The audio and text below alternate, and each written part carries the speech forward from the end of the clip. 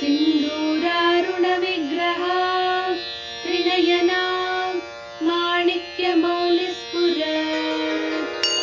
तारानायकशेखरां स्मितमुखी मापीनवक्षोरुहा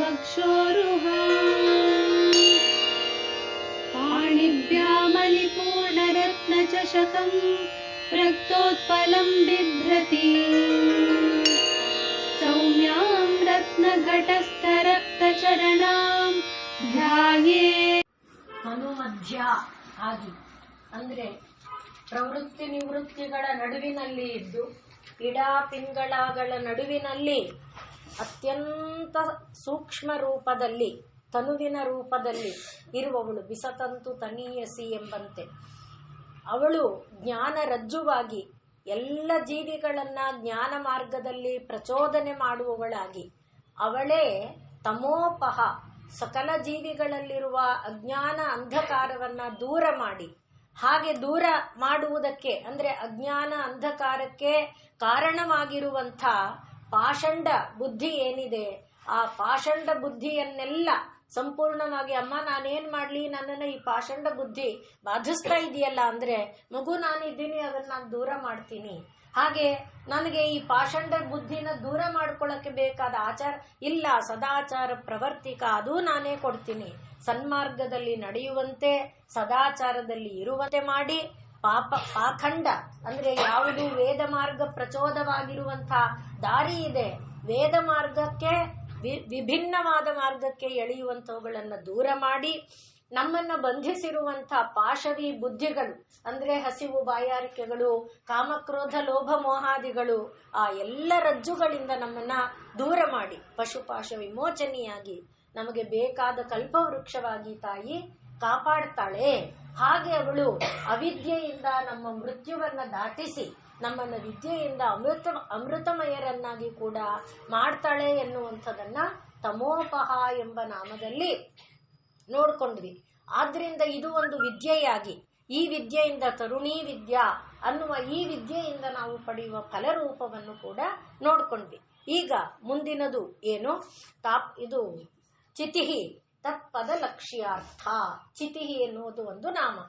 ಚಿತಿ ಅಂದ್ರೆ ಯಾವುದನ್ನ ತನುಮಧ್ಯ ಎನ್ನುವುದರಲ್ಲಿ ನಾವು ಜ್ಞಾನ ಅಂತ ಹೇಳ್ಕೊಂಡ್ವಿ. ಈ ಚಿತಿ ಎನ್ನುವುದು ಚೇತಯತಿ. ಚೇತಯತಿ ಅಂತ ಹೇಳಿದ್ರೆ ಪ್ರತಿಯೊಂದು ನಮ್ಮ ಶರೀರದೊಳಗೆ ಒಂದು ಸಂಕಲ್ಪ ಇದೆ. ಸಂಕಲ್ಪಕ್ಕೆ ಅದು ಆಶ್ರಯೀಭೂತವಾದ ನೆಲೆಯಾಗಿರುತ್ತೆ.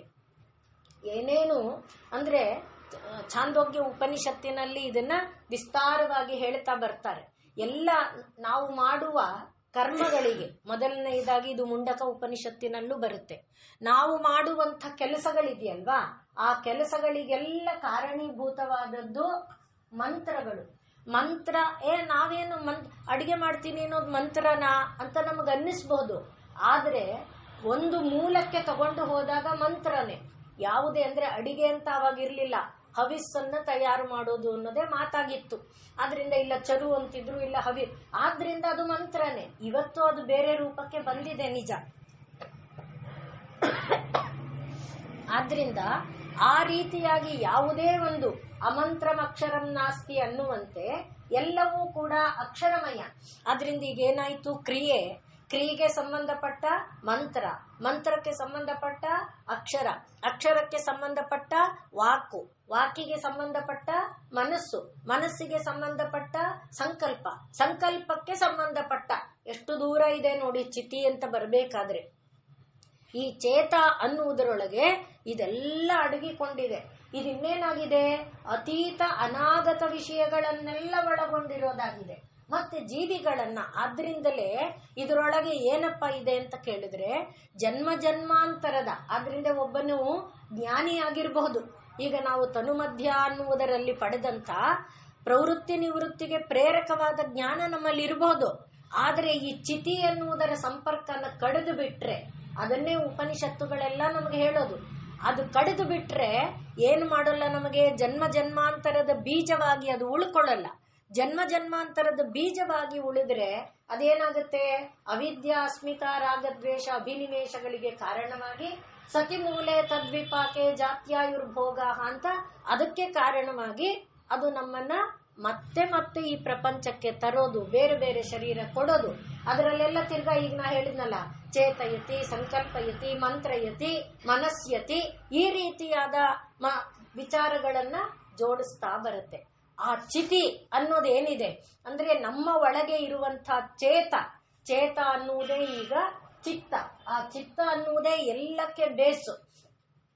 ನಾವು ಹೇಳುವಾಗ 4 ಹೇಳ್ತೇವೆ: ಮನಸ್ಸು, ಬುದ್ಧಿ ಮತ್ತೆ ಚಿತ್ತ, ಅಹಂಕಾರ. ಈ 4 ಒಂದು ಯೂನಿಟ್ ಆಗಿ ಹೇಳ್ತೇವೆ. ಅದನ್ನ ಅಂತಃಕರಣ ಅಂತ ಕರಿತೇವೆ. ಇದು ಒಂದು ವೃತ್ತಿ. ಆ ವೃತ್ತಿ ಅಂದ್ರೆ ಈಗ ಗಿಡಕ್ಕೆ ನೀರನ್ನ ಬಿಡ್ತೇವೆ, ಪಾತಿ ರೌಂಡ್ ಆಗಿದ್ರೆ ವೃತ್ತಿ ಅಂದ್ರೆ ಪಾತಿ ಅಂತ ಅರ್ಥ. ವೃತ್ತಿ ಅಂದ್ರೆ ಯಾವ ಪಾತಿ ಯಾವ ಆಕಾರ ಇರುತ್ತೆ ಆ ಆಕಾರವನ್ನ ತಳೆಯುತ್ತೆ. ಹಾಗೆ ಇದು ಪುಸ್ತಕ. ನನ್ನ ಕಣ್ಣೇನು ಮಾಡುತ್ತೆ? ಈ ಆಕಾರವನ್ನ ತಳೆಯುತ್ತೆ. ಹೀಗಿದೆ ಅನ್ನಿ ಅಂದ್ರೆ ಈಗ ಮೊದಲು ಇದು ಈ ಆಕಾರವನ್ನ ತಳೆಯುತ್ತೆ. ಹಾಗೆ ಆ ಆಕಾರವನ್ನ ತಳೆಯೋದನ್ನ ವೃತ್ತಿ ಅಂತಾರೆ. ಈ ಚಿತ್ತ ಅನ್ನುವುದು ಆ ರೀತಿಯ ವೃತ್ತಿಯಾಗಿ ಏನು ಮಾಡುತ್ತೆ? ಈಗ ನಾನೆಲ್ಲ ಹೇಳ್ಕೊಂಡು ಬಂದನಲ್ಲ, ಎಲ್ಲಿಂದ ಕರ್ಮದಿಂದ ಮಂತ್ರ, ಮಂತ್ರದಿಂದ ಮಂತ್ರದಿಂದ ವಾಕಿನಿಂದ ಮನಸ್ಸು, ಆ ರೀತಿಯಾಗಿ ಎಲ್ಲಕ್ಕೆ ಸಂಬಂಧ ಕೊಡುತ್ತೆ. ಆ ಎಲ್ಲದರ ಸ್ವರೂಪ ಯಾರಾಗಿದ್ದಾಳೆ? ಚಿತಿ, ಆ ದೇವಿ ಆಗಿದ್ದಾಳೆ. ಯಾಕೆಂದ್ರೆ ನಮ್ಗೆ ಇದೆಲ್ಲ ಗೊತ್ತಾಗ್ತಿಲ್ಲ. ನಮಗೆ ಮಂತ್ರನೂ ಗೊತ್ತಿಲ್ಲ, ತಂತ್ರನೂ ಗೊತ್ತಿಲ್ಲ, ಚಿತ್ತನೂ ಗೊತ್ತಿಲ್ಲ. ಚಿತ್ತದಲ್ಲಿ ಇದಿದೆಯಾ ಅದಿದೆಯಾ ಗೊತ್ತಿಲ್ಲ. ಮನಸ್ಯತಿ ಅಂದ್ರೆ ಏನು, ಅಥವಾ ಚೇತಯತಿ ಅಂದ್ರೆ ಏನು, ಸಂಕಲ್ಪಯತಿ ಅಂದ್ರೆ ಏನು ನಂಗೆ ಗೊತ್ತಿಲ್ಲ. ಆದ್ರೆ ನನಗೆ ಗೊತ್ತಿಲ್ಲ ಅಂತ ನಾನು ಯೋಚನೆ ಮಾಡ್ಕೋಬೇಕಾಗಿಲ್ಲ. ಅದನ್ನೇನ್ ಮಾಡಬೇಕು? ಇದೆಲ್ಲವೂ ದೇವಿಯ ಸ್ವರೂಪ ಅನ್ನುವುದಾಗಿ ಭಾವಿಸಿಕೊಂಡು ಆ ದೇವಿಯ ಸ್ವರೂಪಕ್ಕೆ ದೇವಿಯ ಸ್ವರೂಪವನ್ನು ನಾವು ಆಶ್ರಯಿಸ್ಕೊಂಡ್ಬಿಟ್ರೆ, ಈಗ ನಾ ಹೇಳಿದ್ನಲ್ಲ, ಬಹು ವಿದ್ವಾನ್ ಎಲ್ಲ ತಿಳ್ಕೊಂಡಿದ್ದಾನೆ. ಎಲ್ಲ ತಿಳ್ಕೊಂಡಿದ್ದು ಚೇತ ಅನ್ನೋದು ಇಲ್ಲ ಅಂತಾದ್ರೆ ಅವನನ್ನೇನ್ ಮಾಡಲ್ಲ, ಅದು ಪ್ರವೃತ್ತಿ ನಿವೃತ್ತಿಗೆ ಕಾರಣ ಮಾಡೋದಿಲ್ಲ. ಅವನಲ್ಲಿ ಪ್ರವೃತ್ತಿ ನಿವೃತ್ತಿ ಬರಲಿಲ್ಲ ಅಂದ್ರೆ ಏನಾಗಲ್ಲ? ಕರ್ಮ ಇಲ್ಲ. ಕರ್ಮ ಇಲ್ಲ ಅಂದ್ರೆ ಏನಾಗಲ್ಲ? ಕರ್ಮಫಲ ಇಲ್ಲ. ಕರ್ಮಫಲ ಇಲ್ಲ ಅಂದ್ರೆ ಏನಾಗಲ್ಲ? ಜನ್ಮ ಇಲ್ಲ ಅಲ್ವಾ? ಆ ರೀತಿಯಾಗಿ ಆಗಬೇಕಾದ್ರೆ ನಮಗೆ ಆ ಚಿತ್ತ ಚೇತ ಅನ್ನೋದನ್ನ ತಿಳ್ಕೊಳ್ಳೋಕೆ ಶಕ್ತಿ ಇಲ್ಲದೆ ಇದ್ದಾಗ, ಅಮ್ಮ ಇದೆಲ್ಲಕ್ಕೆ ಪ್ರೇರಕಳು ನೀನು ಅನ್ನುವ ಒಂದು ಭಾವದಿಂದ ಅದನ್ನ ನಾವು ಭಾವಿಸಿದರೆ ಅಂದ್ರೆ ಅರ್ಥ ಏನಾಯ್ತು? ಈಗ ಲೋಕದಲ್ಲಿ ಎಷ್ಟು ರಾಶಿ ಜೀವಗಳಿದೆಯಲ್ಲ, ಎಷ್ಟು ಕೋಟಿ ಸಂಖ್ಯೆಯ ಜೀವಗಳು, ಅಗಣಿತ, ಲೆಕ್ಕ ಮಾಡೋದಕ್ಕೆ ಬರಲ್ಲ. ಅಷ್ಟು ಕೋಟಿ ಸಂಖ್ಯೆಯ ಜೀವಗಳಲ್ಲಿ ಚಿತಿರೂಪದಲ್ಲಿ ಅಂದ್ರೆ ಈ ಚೈತನ್ಯದ ರೂಪದಲ್ಲಿ ಪ್ರತಿಯೊಂದಕ್ಕೂ ಕೂಡ ನಾನು ಬದುಕಬೇಕು ಅನ್ನೋದು ಫಸ್ಟ್ ಇದೆ. ನಾನಿರ್ಬೇಕು ಅನ್ನೋದಿದೆ. ಆ ನಾನಿರ್ಬೇಕು ಅನ್ನೋದಕ್ಕೆ ಪ್ರಾಣಶಕ್ತಿ ಬೇಕು. ಪ್ರಾಣಶಕ್ತಿಗೆ ಪ್ರಾಣ ಗಟ್ಟಿಯಾಗಿರಕ್ಕೆ ಅನ್ನ ಬೇಕು. ಅನ್ನ ಇರಕ್ಕೆ ಏನ್ ಬೇಕು? ಮಳೆ ಬೇಕು. ಮಳೆ ಹೀಗೆ ಒಂದೊಂದನ್ನೇ ನೋಡ್ತಾ ಹೋಗಿ ಇದೆಲ್ಲವನ್ನ ತಾಯಿ ತಾನು ನಿರ್ವಹಣೆ ಮಾಡ್ತಾ ಇದ್ದಾಳೆ. ಯಾವ ರೂಪದಲ್ಲಿ ನಿರ್ವಹಣೆ ಮಾಡ್ತಿದ್ದಾಳೆ? ಚಿತಿ ರೂಪದಲ್ಲಿ ನಿರ್ವಹಣೆ ಮಾಡ್ತಾ ಇದ್ದಾಳೆ. ಇದನ್ನ ಉಪನಿಷತ್ತುಗಳು ನಮಗೆ ಸ್ಪಷ್ಟಪಡಿಸಿ ತೋರಿಸ್ಕೊಡುತ್ತೆ.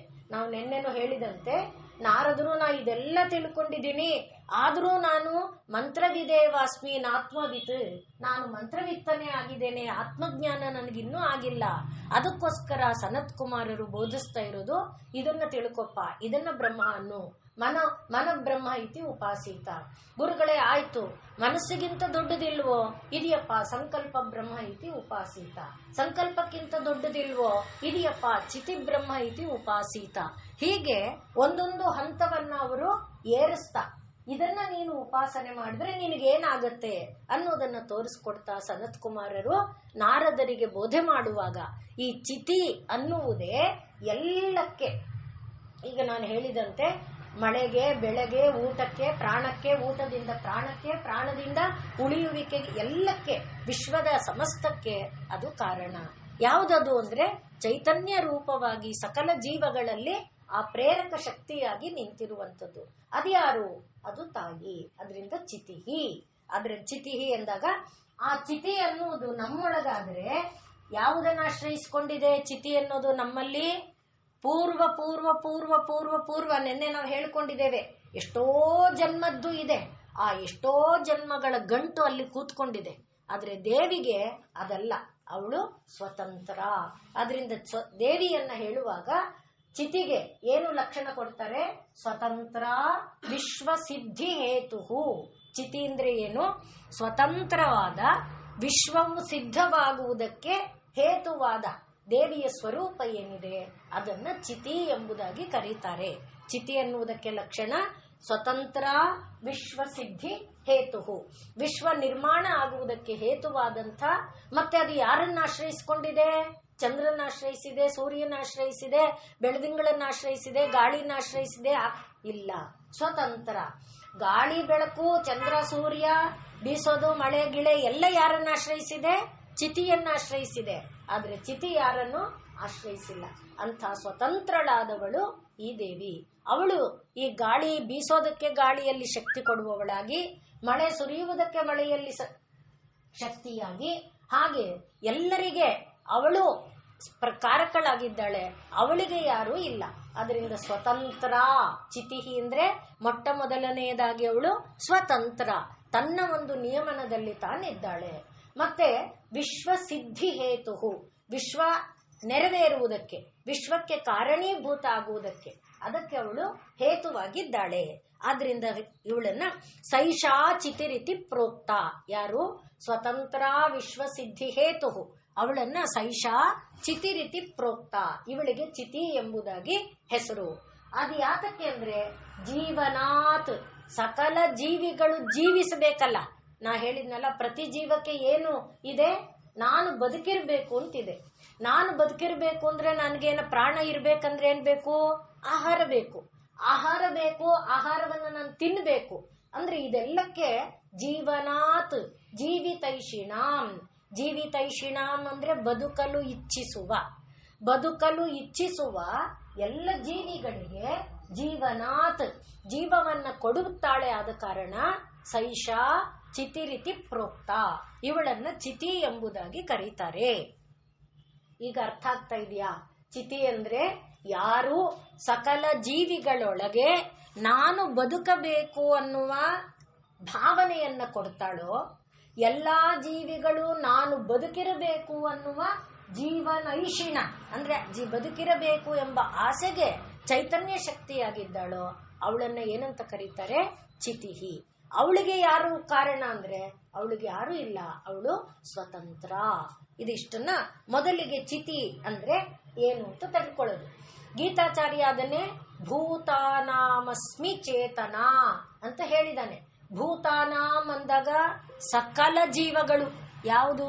ಇರುವೆಗಿಂತ ಸಣ್ಣದಾದಂಥ ಏಕಾಣು ಜೀವ ಯಾವುದನ್ನಾದ್ರೂ ತಗೊಳ್ಳಿ, ಆ ಎಲ್ಲ ಜೀವಗಳಲ್ಲೂ ಪ್ರಾಣ ಇದೆ. ಒಂದು ಅಣು ಅಂದ್ರೆ ಒಂದು ನಮ್ಮೊಳಗೆ ಒಂದು ಸೆಲ್ಲು, ಬ್ಲಡ್ ಸೆಲ್ ಇಟ್ಕೊಳ್ಳಿ. ಆ ಬ್ಲಡ್ ಸೆಲ್ಲು ಲೈಫ್ ಇರುತ್ತೆ, ಅದಕ್ಕೂ ಒಂದು ಜೀವ ಇರುತ್ತೆ. ಆ ಬ್ಲಡ್ ಸೆಲ್ಗೊಂದು ಕೇಂದ್ರ ಬಿಂದು, ಜೀವ ಕೇಂದ್ರ ಬಿಂದು ಇರುತ್ತೆ. ಆ ರೀತಿ ಪ್ರತಿಯೊಂದರಲ್ಲೂ ಜೀವ ಇದೆ. ನನ್ನ ಶರೀರದಲ್ಲಿ ಜೀವ ಇದೆ ನಿಜ. ನನ್ನ ಶರೀರದಲ್ಲಿ ಜೀವ ಇರುವುದಲ್ಲಿ ಈ ರಕ್ತಗಳು ಸಂಚಾರ ಮಾಡ್ತಿದೆಯಲ್ಲ, ರಕ್ತ ಸಂಚಾರ ಮಾಡುವಾಗ ರಕ್ತದ ಪ್ರತಿ ಕಣದಲ್ಲಿ ಜೀವ ಇದೆ. ಪ್ರತಿ ಕಣದಲ್ಲಿ ಜೀವ ಇದೆ. ಒಂದು ಡ್ರಾಪ್ ಹೀಗೆ ಚುಚ್ಚಿ ರಕ್ತ ತೆಗಿತಾರಲ್ಲ, ಎಷ್ಟು ರಕ್ತ ಕಣಗಳಿದೆಯೋ ನೀವೆಲ್ಲ ನೋಡಿರ್ತೀರಿ, ಅದು ರಿಪೋರ್ಟ್ ಕೊಟ್ಟಾಗ. ಒಂದು ಅಂದ್ರೆ ಅಷ್ಟು ರಕ್ತ ಕಣಗಳಲ್ಲೂ ಏನಿದೆ? ಒಂದು ಕೇಂದ್ರ ಬಿಂದು ಇದೆ. ಆ ಕೇಂದ್ರ ಬಿಂದು ಯಾವುದು? ಜೀವ.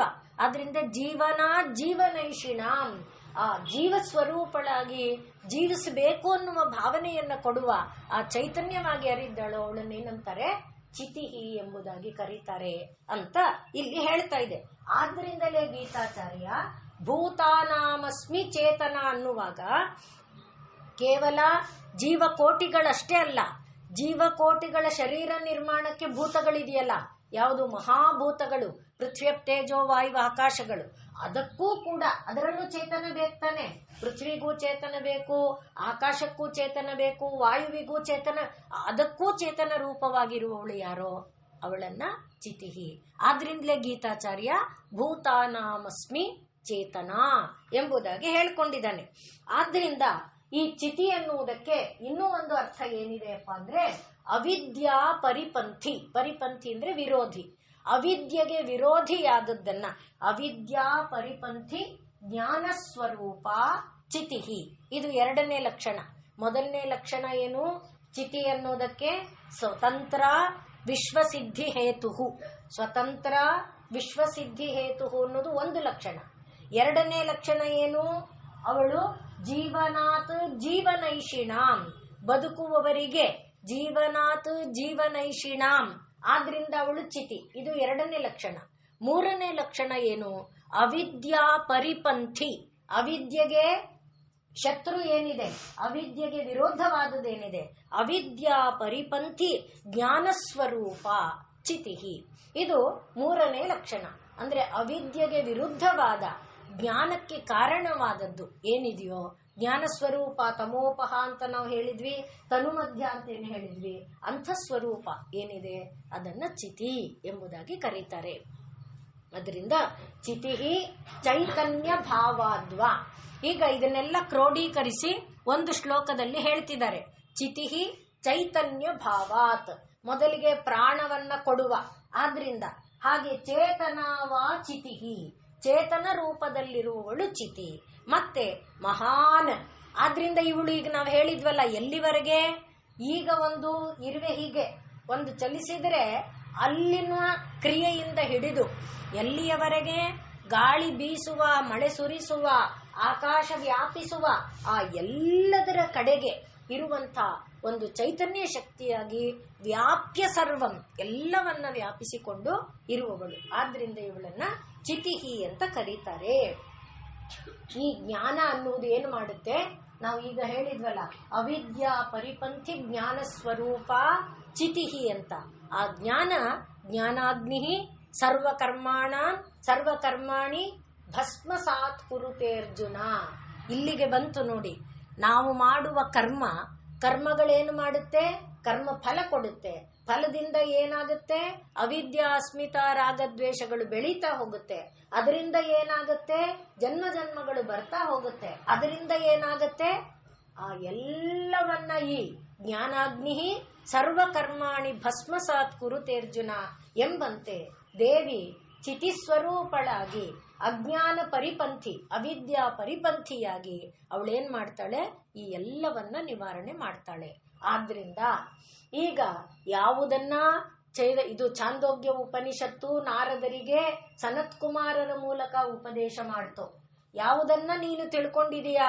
ನಾನು ವೇದವನ್ನ ತಿಳ್ಕೊಂಡಿದ್ದೇನೆ, ಋಗ್ವೇದ ಯಜುರ್ವೇದ ಸಾಮವೇದಗಳು ಗೊತ್ತಿದೆ, ಇತಿಹಾಸ ಪುರಾಣಗಳು ಗೊತ್ತಿದೆ, ಅದು ಗೊತ್ತಿದೆ, ಇದು ಗೊತ್ತಿದೆ, ಪಟ್ಟಿ ಇದೆ. ಆ ಎಲ್ಲ ಗೊತ್ತಿದ್ದು ಚಿತಿ ಅನ್ನೋದು ಗೊತ್ತಿಲ್ಲ ಅಂದರೆ, ಚಿತ್ತದ ಅರಿವಿಲ್ಲ ಅಂದ್ರೆ ಏನೂ ಪ್ರಯೋಜನ ಇಲ್ಲ. ಅದೇನು ಮಾಡುತ್ತೆ? ನಿನ್ನ ಮತ್ತೆ ಮತ್ತೆ ಈ ಸಂಸಾರಕ್ಕೆ ತಂದು ಹಾಕ್ತಾ ಇರುತ್ತೆ. ಆದ್ರಿಂದ ನಾನು ಅದನ್ನೆಲ್ಲ ತಿಳ್ಕೊಳಕ್ ಆಗಲ್ಲಪ್ಪ, ಅಷ್ಟೊಂದು ಆಯಸ್ಸಿಲ್ಲ.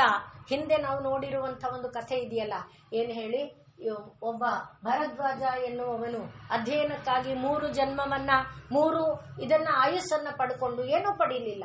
ಹಾಗೆ ನಮ್ಗೆ ಎಷ್ಟು ಆಯಸ್ಸಿದೆಯೋ ಗೊತ್ತಿಲ್ಲ, ಮುಂದಿನ ಆಯಸ್ಸು ಮನುಷ್ಯ ಗೊತ್ತಿಲ್ಲ. ಆದ್ರಿಂದ ನಾವು ಏನನ್ನ ಆಶ್ರಯಿಸಬೇಕು? ಚಿತಿ ಎನ್ನುವ ದೇವಿಯನ್ನ ಆಶ್ರಯಿಸಿ ಬಿಟ್ರೆ, ಓಂ ಚಿತ್ಯೈ ನಮಃ, ಅದನ್ನ ಆಶ್ರಯಿಸಿದರೆ ನಮ್ಮ ಈ ಎಲ್ಲ ಅಜ್ಞಾನ ಅಂಧಕಾರವೂ ಕೂಡ ದೂರವಾಗಿ ಹೋಗುತ್ತೆ. ಎಲ್ಲ ನಶಿಸಿ ಹೋಗಿ ಮತ್ತೆ ಮತ್ತೆ ಜನ್ಮಕ್ಕೆ ಕಾರಣವಾಗುವ, ಮತ್ತೆ ಮತ್ತೆ ಪ್ರಾಣಕ್ಕೆ ಕಾರಣವಾಗುವ, ಮತ್ತೆ ಮತ್ತೆ ನಮ್ಮನ್ನ ಈ ಬಂಧನಕ್ಕೆ ಒಳಪಡಿಸುವುದರಿಂದ ಬಿಡುಗಡೆಯನ್ನ ಅದು ಮಾಡುತ್ತೆ. ಆದ್ರಿಂದ ದೇವಿ ಚಿತಿ ಸ್ವರೂಪ.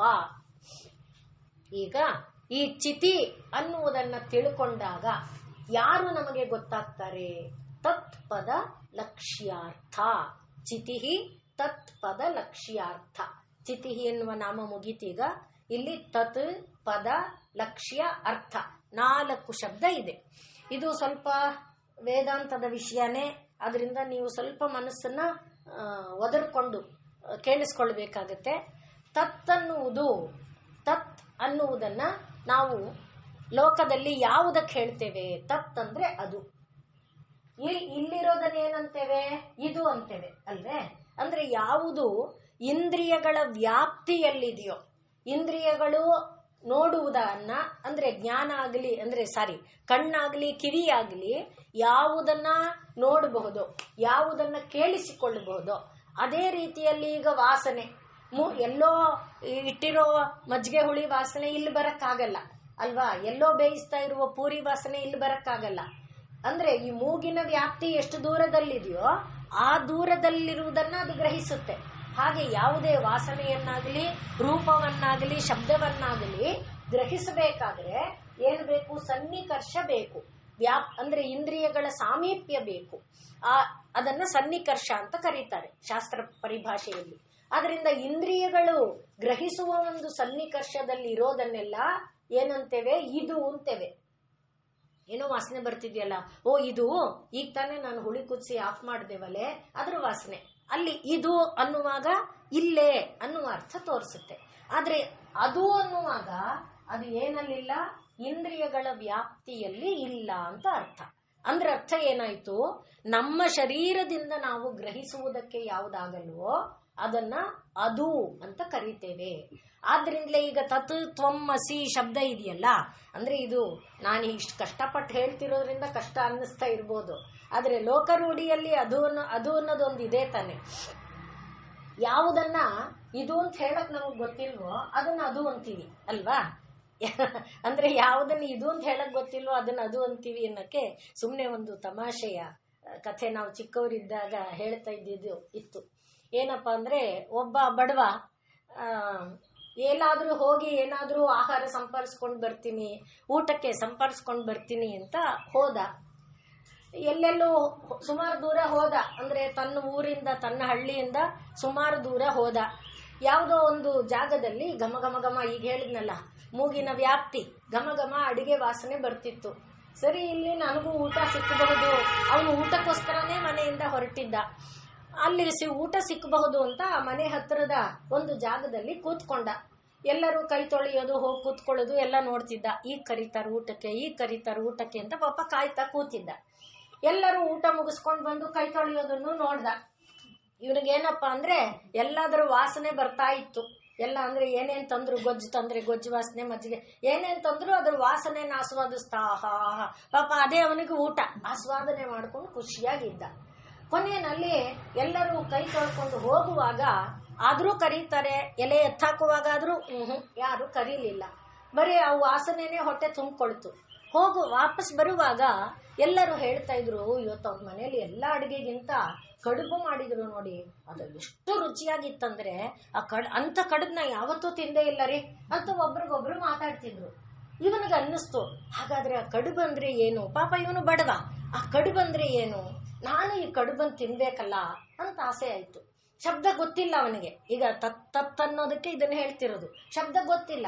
ಅದರಿಂದ ಅವ್ರ ಬಾಯಿಂದ ಕಡುಬು ಕೇಳಿಸ್ತಲ್ಲ, ಕಡುಬು ಕಡುಬು ಕಡುಬು ಕಡುಬು ಕಡುಬು ಕಡುಬು ಕಡುಬು. ಮನೆಗೆ ಹೋಗಿ ಹೇಳ್ಬೇಕಲ್ಲ, ಇದನ್ ಬೇಕು ನನಗೆ, ಇತ್ತು ನಾನು ತಿನ್ಬೇಕು ಅಂತ. ಹಾಗ ಅನ್ಕೊಂಡು ಬರ್ತಾ ಇದ್ದ. ದಾರಿನಲ್ಲಿ ಎಡವು ಬಿಟ್ಟ. ಎಡುವುದಾಗ ಅವನಿಗೆ ಕಡುಬು ಅನ್ನೋದು ಮರ್ತ ಹೋಗ್ಬಿಡ್ತು. ಏನ್ ಗಟ್ ಮಾಡ್ಕೊಂಡು ಬರ್ತಿದ್ದೆ ಅನ್ನೋದೇ ಗೊತ್ತಿಲ್ಲ. ಸರಿ, ಒಂದು ಸುಮಾರು ದೂರ ಬಂದ. ಎಲ್ಲೋ ಒಂದು ಕಡೆಯಲ್ಲಿ ಕೂತ್ಕೋಬೇಕಾಯ್ತು. ಅಲ್ಲೆಲ್ಲ ಏನ್ ಹೇಳ್ತಿದ್ದೆ ನಾನು, ಏನ್ ಗಟ್ ಮಾಡ್ತಿದ್ದೆ, ಎಷ್ಟು ನೆನಪು ಮಾಡ್ಕೊಂಡ್ರು ಗಟ್ ಮಾಡ್ತಿರೋದು ಗೊತ್ತಿಲ್ಲ. ಮನೆಗ್ ಬಂದು ಮನೆಯಲ್ಲಿ ಏನು ಇಲ್ಲ ಅಲ್ಲಿ ಆಹಾರ. ಆದ್ರೆ ಅವಳಿಗೆ ಹೇಳ್ದ, ಮನೇಲಿದ್ದ ಆಕೆಗೆ ಅದ್ ಮಾಡೇ ಅಂತ. ಏನು ಅದು ಅಂದ್ರೆ ಅದೇ ಅಂತಾನೆ ಇದ್ದಾನೆ. ಕೊನೆಗೆ ಇವನ್ಗೆ ಅವಳಗ ಅದೇ ಅಂದ್ರೆ ಏನು ಅಂತ ಗೊತ್ತಿಲ್ಲ. ಇದಾ ಅಂತ ತನ್ನ ಮನೇಲಿ ಇದ್ದಿದ್ದನ್ನೆಲ್ಲ ತಂದು ತೋರಿಸಿದ್ರು. ಅಲ್ಲ ಕಣೆ ಅಂತ ಸಿಟ್ಟಲ್ಲಿ ಹೇಳ್ತಾನೆ ಇದ್ದಾನೆ. ಕೊನೆಗೆ ಇವನಿಗೆ ಸಿಟ್ಟು ಬಂದು ಒಂದು ಕೊಟ್ಟ ಕೆನ್ನೆಗೆ. ಅವಳು ಕೆನ್ನೆ ಇಷ್ಟು ದಪ್ಪ ಊದ್ಕೊತು. ಆಮೇಲೆ ಮರ್ದಿನ ಅವಳು ಆಚೆ ಹೋದಾಗ ಪಕ್ಕದ ಮನೆಯವ್ರು ಕೇಳಿದ್ರು, ಇದೇನ್ರಿ ನಿಮ್ ಕೆನ್ನೆ ಕಡುಬು ತರ ಊದ್ಕೊಂಡ್ಬಿಟ್ಟಿದೆ. ಅದು ಕಣೆ ಕಡುಬು ಅಂದ್ರೆ ಅದು ಅನ್ಬೇಕಾದ್ರೆ ಅದು ಕಣೆ ಅಂದ್ರೆ ಯಾವ್ದು ನಮಗ್ ಗೊತ್ತಿಲ್ಲ. ಆ ಗೊತ್ತಿಲ್ಲ ಅನ್ನೋದಕ್ಕೆ ನಾವ್ ಏನ್ ಪದ ಬಳಸ್ತೇವೆ? ಅದು ಅಂತೇವೆ. ಹಾಗೆ ದೇವಿಯನ್ನ ನಾವು ಸುಲಭವಾಗಿ ಇಷ್ಟೆಲ್ಲ ಹೇಳ್ಕೊಂಡು ಬಂದಿದ್ದೇವೆ ನಿಜ. ಆದ್ರೆ ಇದನ್ನ ಅರ್ಥ ಮಾಡ್ಕೊಳಕ್ ಆಗತ್ಯೋ ನಮಗೆ ಅಂದ್ರೆ ಗೊತ್ತಿಲ್ಲ. ಆದ್ರಿಂದ ಮೊದಲಿಗೆ ತತ್.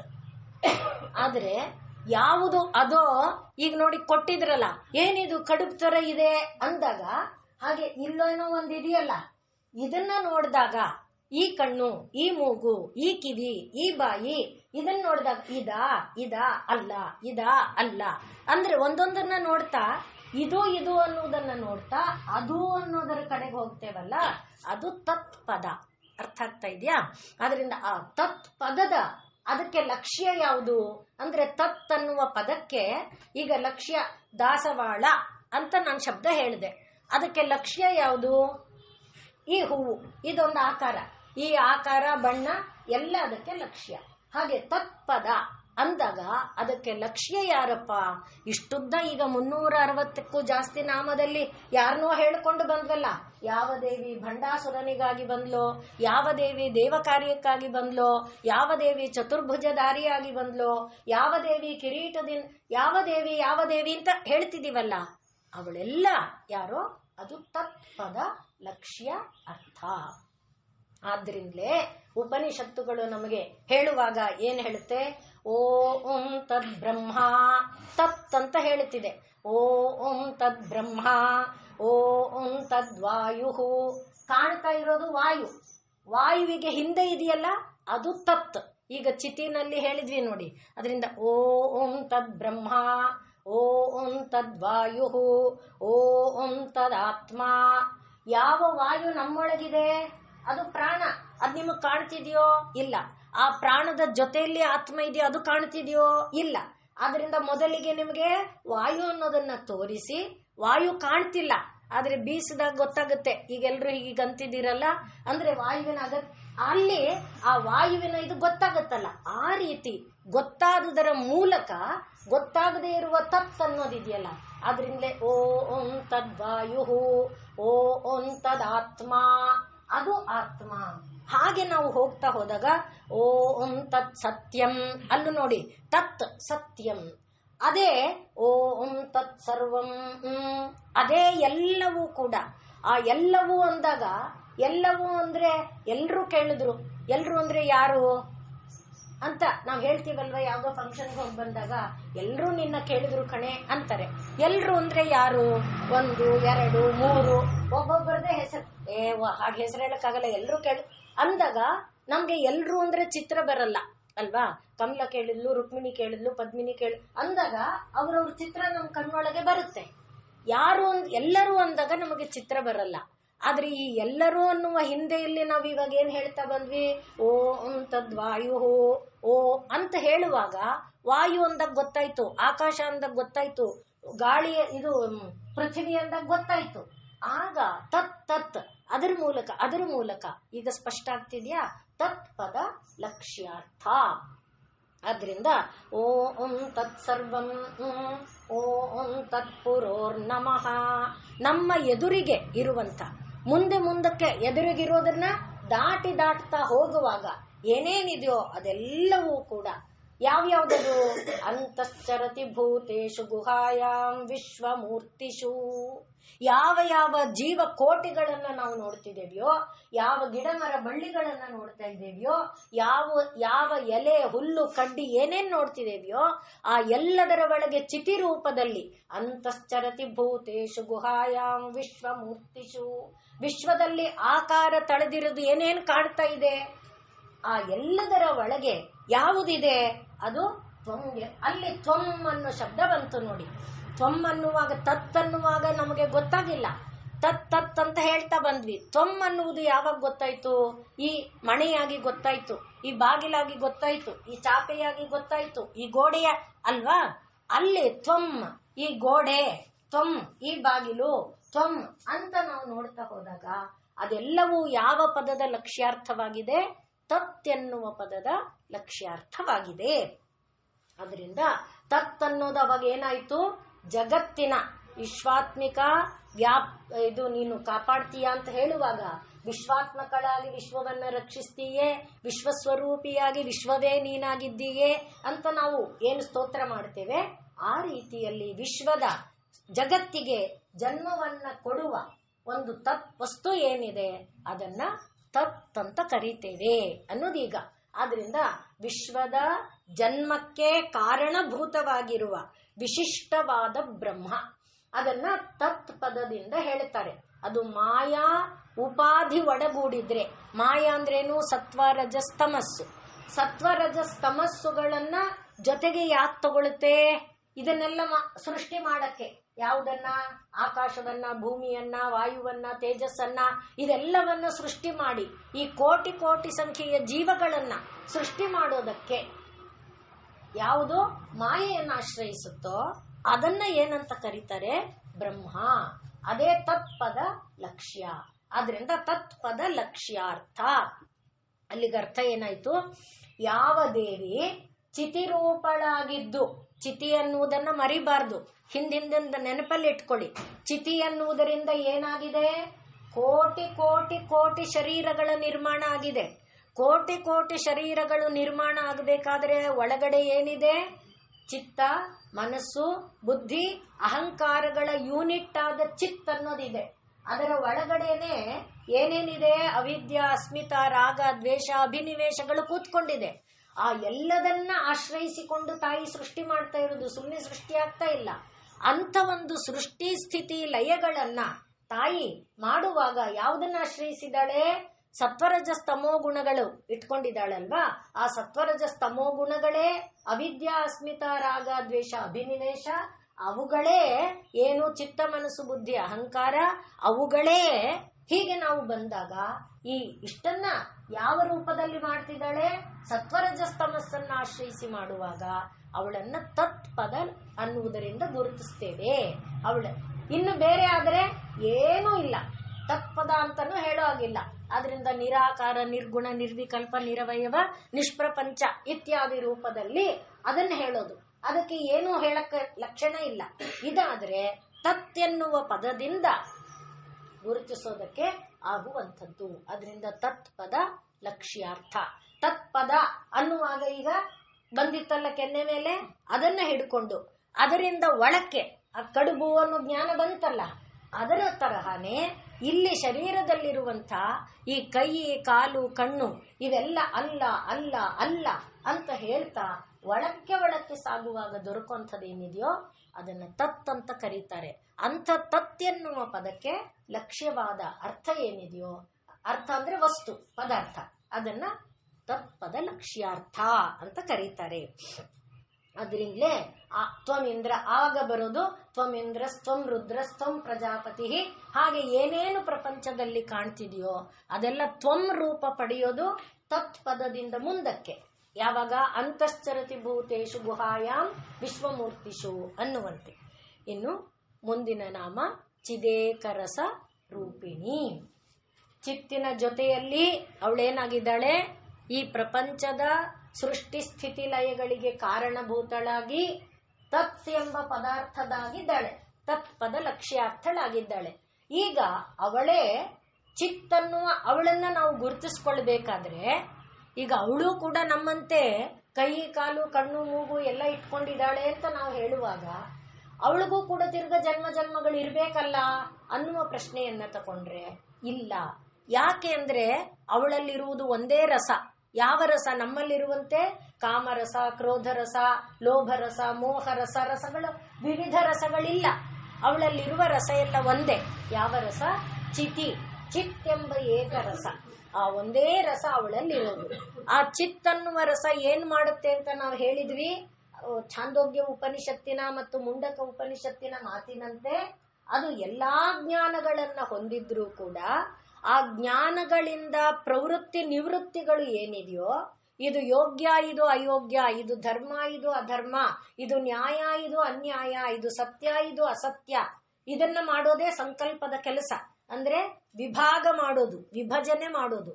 ಹಾಗೆ ವಿಭಜನೆ ಮಾಡಿ ನಮ್ಮನ್ನ ಈ ಧರ್ಮ ಮಾರ್ಗದಲ್ಲಿ ಒಯ್ಯೋದು, ಅಧರ್ಮ ಮಾರ್ಗದಿಂದ ನಮ್ಮನ್ನ ಸೆಪರೇಟ್ ಮಾಡೋದು, ಈ ಎಲ್ಲಾ ಕೆಲಸಗಳನ್ನ ಮಾಡುವಂತ ಇವು ಎಲ್ಲವನ್ನ ಯಾವುದು ಮಾಡ್ತಿರೋದು? ಒಳಗೊಳ್ಳೋದು ಚಿತಿ. ಆ ಚಿತ್ ಅನ್ನುವುದನ್ನು ಸೆಪರೇಟ್ ಮಾಡಿಬಿಟ್ರೆ ಯಾವುದರಿಂದ? ಈ ಶರೀರ ಮೊದಲಾದವುಗಳಿಂದ. ಈ ಜ್ಞಾನ ಅಂದ್ರೆ ನಾನು ಡಬಲ್ PhD, ಟ್ರಿಬಲ್ ಇದು ಅಂತ ಡಿಲಿಟ್ಟು ಎಲ್ಲ ತರನ ಏನೇನೇ ಇಟ್ಕೊಂಡಿದ್ರು ಅದು ಯಾವುದರ ಜೊತೆಯಲ್ಲಿ ನನಗೆ ಚಿತ್ ಅನ್ನುವುದರ ಒಂದು ಸಂಬಂಧ ಇಲ್ಲ ಅಂತಾದ್ರೆ ಆಗ ನನಗೆ ಎಲ್ಲಾನು ವ್ಯರ್ಥನೆ. ಅಂದ್ರೆ ಅದರಿಂದ ನನಗೇನು ಲಾಭ ಇಲ್ಲ, ಅದು ಮತ್ತೆ ಜನ್ಮ ಕೊಡಲ್ಲ, ಅದು ಮತ್ತೆ ಶರೀರ ಕೊಡಲ್ಲ, ಅದು ಯಾವುದೂ ಇಲ್ಲದೆ ಇರುವಂತೆ ನಾನು ಆಗಕ್ಕಾಗತ್ತೆ. ಆದ್ರಿಂದಲೇ ಗೀತಾಚಾರ್ಯ ಹೇಳುವಾಗ ಏನು ಹೇಳ್ತಾನೆ? ಗಚ್ಚನ್, ಶೃಣ್ವನ್, ಸ್ಪೃಶನ್, ಜಿಗ್ರನ್, ಆಲಪನ್, ಪ್ರಲಪನ್, ಸ್ವಪನ್ ಎಲ್ಲ ಮಾಡ್ತಾನೆ. ನಮ್ಮಂತೆ ಹೇಳ್ತಾನೆ, ಕೂತ್ಕೋತಾನೆ, ಓಡಾಡ್ತಾನೆ, ನಡೀತಾನೆ, ಎಲ್ಲ ಮಾಡ್ತಾನೆ. ಆದ್ರೆ ಅವನಿಗೆ ಯಾವುದರ ಜೊತೆ ಸಂಬಂಧ ಇಲ್ಲ. ನಮ್ಮಂತೆ ನಾನು ಮಾಡ್ತಿದ್ದೀನಿ ಅನ್ನುವುದರ ಜೊತೆ ಆ ಸಂಬಂಧ ಇಲ್ಲ. ಆ ರೀತಿ ತಾಯಿಗೇನಿದೆ, ಚಿದೇಕ ರಸ ರೂಪಿಣಿ. ಇದು ನಾನು ನಿರ್ಮಾಣ ಮಾಡಿದ ಪ್ರಪಂಚ, ಇದು ನಾನು ನಿರ್ಮಾಣ ಮಾಡಿದ ಬ್ರಹ್ಮ, ಇದು ನಾನು ನಿರ್ಮಾಣ ಮಾಡಿದ ವಿಷ್ಣು ಇಲ್ಲ. ತಾಯಿಯಲ್ಲಿ ಆ ಭಾವ ಇಲ್ಲ. ಅವಳಲ್ಲಿರುವುದೇನು? ಚಿದ್ರಸ ಒಂದೇ, ಚಿದೇಕ ರಸ ರೂಪಿಣಿಯಾಗಿ ಅವಳು ಇದ್ದಾಳೆ. ಚಿತ್ ಅಂದ್ರೆ ಸ್ವಯಂ ಪ್ರಕಾಶ. ನಾವು ಆವಾಗಲೇ ಹೇಳ್ಕೊಂಡಂತೆ ಸ್ವತಂತ್ರವಾದ ಜ್ಞಾನ ರೂಪ. ಅವಳಿಗೆ ಜ್ಞಾನ ಕೊಡೋದಕ್ಕೆ ಇನ್ನೊಂದರ ಅಗತ್ಯ ಇಲ್ಲ. ಸೂರ್ಯನಿಗೆ ಬೆಳಕು ಕೊಡೋದಕ್ಕೆ, ಚಂದ್ರನಿಗೆ ಹೇಳಿರುವಂತೆ ಯದಾದಿತ್ಯಗತಂ ತೇಜೋ ಚಂದ್ರಮಸಿ ಹೆಚ್ಚಾಗ್ನೌ ಎಲ್ಲ ಕೊಡ್ತಾ ಇರೋಳು ಯಾರು? ಆ ಸ್ವಯಂ ಪ್ರಕಾಶ ಸ್ವರೂಪಿಣಿಯಾದವಳು ಆ ತಾಯಿ. ಆದ್ರಿಂದ ಅಖಂಡ ಜ್ಞಾನ ಚಿದೇಕ ರಸ ರೂಪಿಣಿ ಅಂದ್ರೆ ಏನ್ ಹೇಳಿದಂತಾಯ್ತು? ಅಖಂಡ ಜ್ಞಾನಾನಂದ ರಸ, ಅಖಂಡವಾದ ಆನಂದ ಸ್ವರೂಪ, ಜ್ಞಾನ ಸ್ವರೂಪ.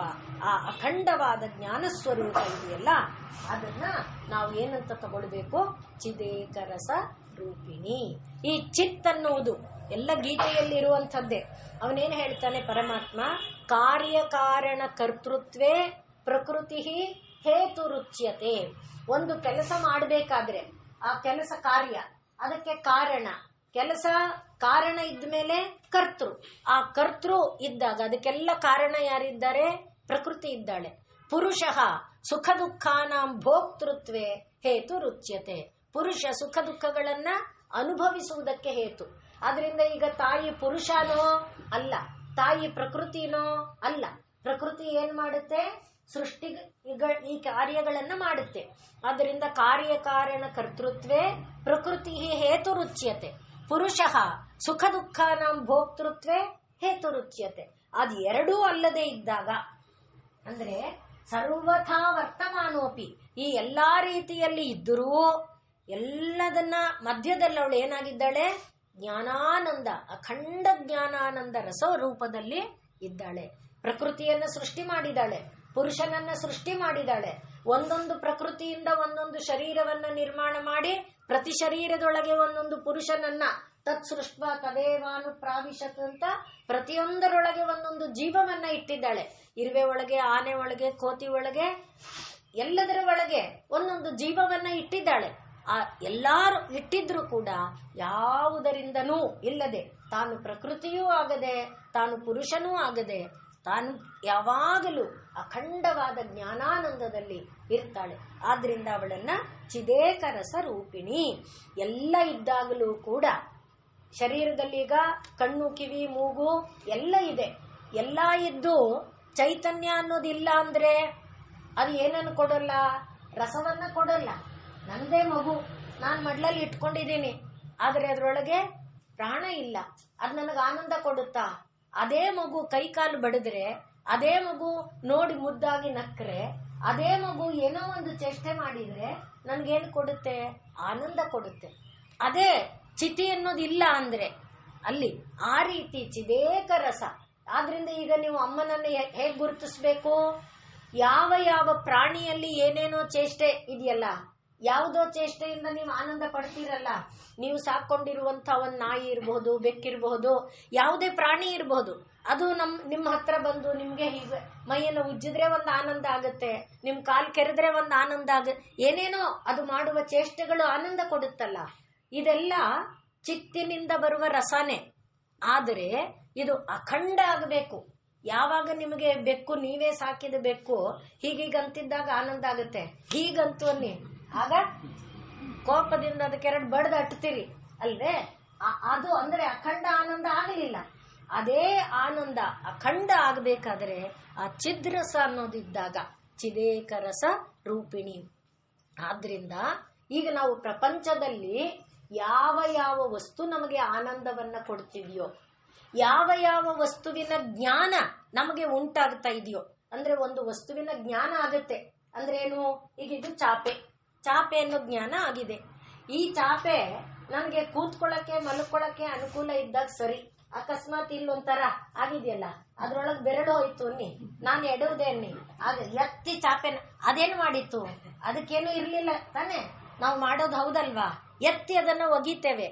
ಅಂದ್ರೆ ಯಾವುದು ನಮಗೆ ಆನಂದದಾಯಕವಾಗಿದೆಯೋ ಅದೇ ನಮಗೆ ಕಷ್ಟದಾಯಕವೂ ಆಗತ್ತೆ. ಅದರಿಂದ ಉಪಯೋಗ ಆಗುತ್ತಿದ್ದಾಗ ಅದು ಆನಂದ, ಈಗ ನಾವು ತಾಯಿಯನ್ನ ಎಲ್ಲಿ ಗಮನಿಸ್ಬೇಕಪ್ಪ ಅಂದ್ರೆ ಆನಂದ ಏನು ಇದರಿಂದ ದೊರಕುತ್ತಾ ಇದೆ, ಆ ಆನಂದ ರೂಪದಲ್ಲಿ ತಾಯಿ ಇದ್ದಾಳೆ.